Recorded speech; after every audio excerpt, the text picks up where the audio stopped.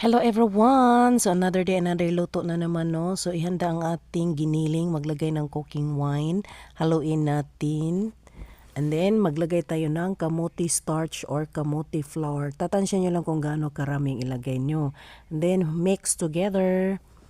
Ay pagkatapos isit aside natin siya. Dito naman sa ating kawali, mainit na ang ating mantika, igisa na natin ang bawang at sibuyas. Pagsabayin na natin yan.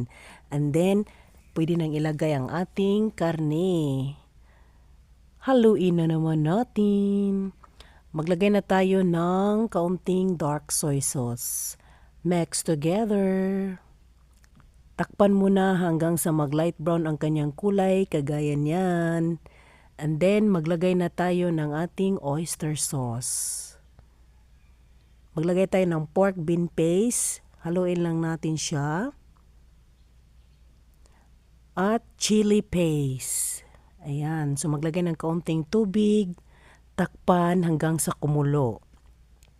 Ayan, kumulo na nga siya. Maglagay na tayo ng ating pampalasa, white pepper, 2 teaspoon ng mushroom seasoning.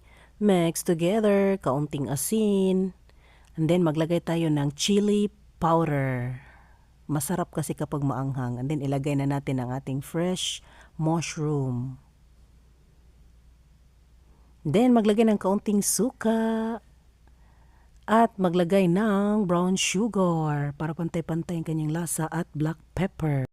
Maglagay ng kaunting ginger powder. Mix together. Ilagay na natin ang tofu. Hiniwa ko siya ng cube-cube. At maglagay tayo ng spring onions. And then, maglagay ng sweet chili sauce. Haluin na naman natin. Huwag kalimutan maglagay ng kaunting kalamansi. And then, pwede na itong iserve. Luto na ang ating pinakamasarap na ulam, ang ating mapu tofu. So, ano pang hinihintay? Tara, kainan na. Follow for more.